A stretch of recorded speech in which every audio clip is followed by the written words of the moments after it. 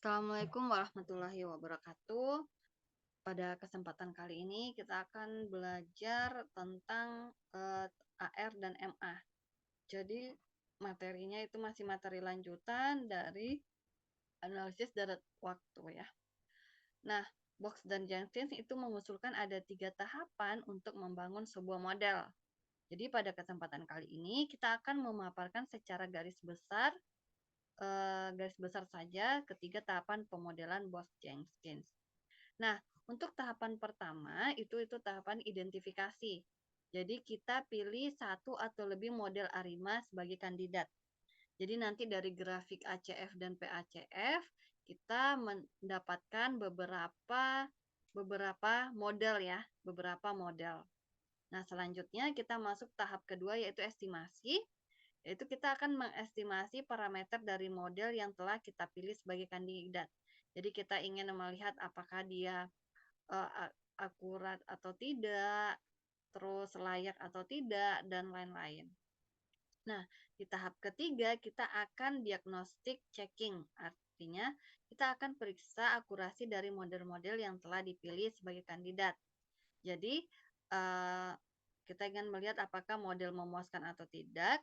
Kalau modelnya memuaskan, maka model tersebut akan kita gunakan untuk peramalan.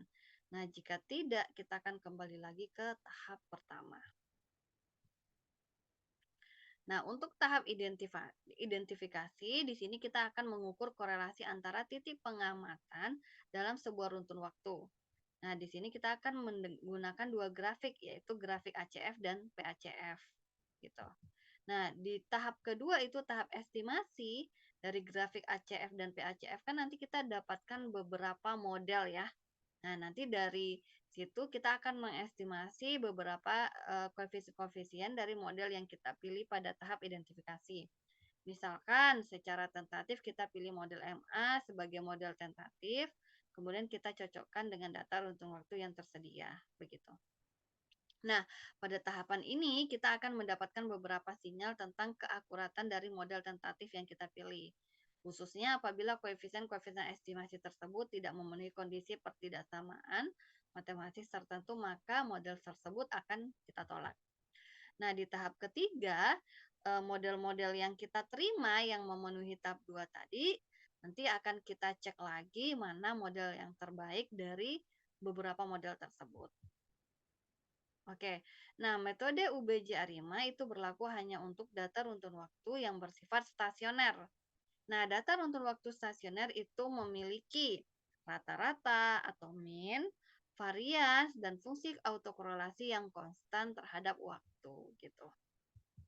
Nah, untuk rumus rata-ratanya itu Z bar itu sama dengan ini sama seperti rumus rata-rata pada umumnya, tetapi hanya simbolnya saja yang berbeda.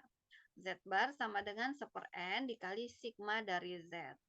Nah, jika sebuah data runtun waktu itu bersifat stasioner, maka besarnya rata-rata dari sebagian data runtun waktu tersebut tidak akan jauh berbeda secara signifikan dengan rata-rata dari sebagian data lainnya. Gitu.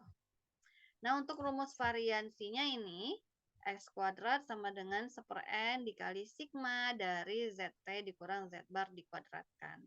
Nah, jika sebuah data runtun waktu itu bersifat stasioner, maka besarnya variansi dari sebagian data runtun waktu tersebut tidak akan jauh beda secara signifikan dari variansi dari sebagian data lainnya. Begitu. Nah, ini merupakan contoh grafik data stasioner ya terhadap rata-ratanya. Sedangkan ini merupakan contoh data tidak stasioner. Kenapa? Karena dia tidak menyebar di sekitar rata-rata. Artinya grafiknya itu cenderung turun gitu. Nah, kita di sini ada contoh soal, ada 60 waktu. Di sini ada 60 waktu ya. Dan nilai ZT-nya juga ada 60 gitu. Nah, tugas kalian adalah hitunglah rata-rata dan varian dari data di atas. Nah, gunakan rumus yang mana? Gunakan rumus yang di slide sebelumnya tadi. Jadi kalian hitung rata-ratanya dan hitung variannya. Oke. Nah, apabila data tidak stasioner, kita lakukan yang namanya proses diferensi. Nah, proses diferensi ini bagaimana dengan mengurangkan data sebelumnya dengan data sekarang gitu. Jadi rumus diferensi itu kita misalkan dengan ZT, bukan, kita misalkan dengan WT yang mana rumusnya ZT dikurang ZT kurang 1. Nah, contoh misalkan di sini kita punya T 1, 2, 3, 4, 5, 6. Di sini kita punya ZT, misalkan di sini 60, terus di sini 62, 61, 59, terus 65, 70. Nah, W itu dimulai dari W2 ya. Jadi di sini W, WT, W1 itu enggak ada. Kalau W2 itu, kalau kita ingin mencari W2 itu berarti W1 dikurang Z1 ya. Z1 dikurang Z2 yaitu 60. Ketika ingin mencari W2 itu rumusnya Z2 dikurang Z1. Berarti 62 dikurang 60 hasilnya 2.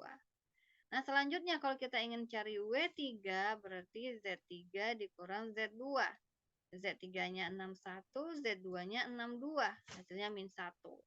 Nah, begitu seterusnya. Kalau W4 berarti Z4 dikurang Z3 atau 59 dikurang 61 hasilnya min 2. Dan seterusnya. Jadi kalau ada data 60, data awal itu datanya 60, setelah kita lakukan diferensi, maka datanya berkurang 1. Jadi datanya tinggal 59. Nah, kenapa? Karena W1 kan nggak ada. Jadi ini W2 sampai W60 berarti hanya 59 data. Nah, ini kalau proses diferensi secara manual. Namanya saja diferensi, jadi proses pengurangan. Kalian kurangkan data sekarang dikurang data sebelumnya. Begitu. Jadi data ini merupakan gambar ketika datanya sudah kita diferensi. Ini diferensi pertama. Oke, rumusnya tadi ini ya. Nah, tugas kalian tadi kan kita ada 60 data. Kalian cari rata-ratanya, cari variansnya, dan cari diferensi pertama. Gitu, dan gambarkan grafiknya. Ya, jadi silakan digambarkan grafik dari. Oke, kita di sini kita kasih keterangan. Tadi tugasnya yang mana?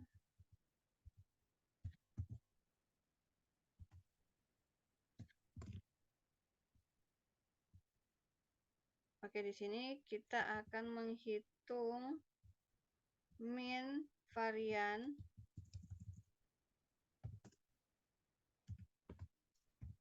dan diferensi pertama serta gambar grafiknya. Oke. Gambar grafik data awal dan data setelah dilakukan diferensi. Nah, ini tugas kalian. Oke, mungkin itu saja untuk pertemuan kali ini. Saya akhiri. Assalamualaikum warahmatullahi wabarakatuh.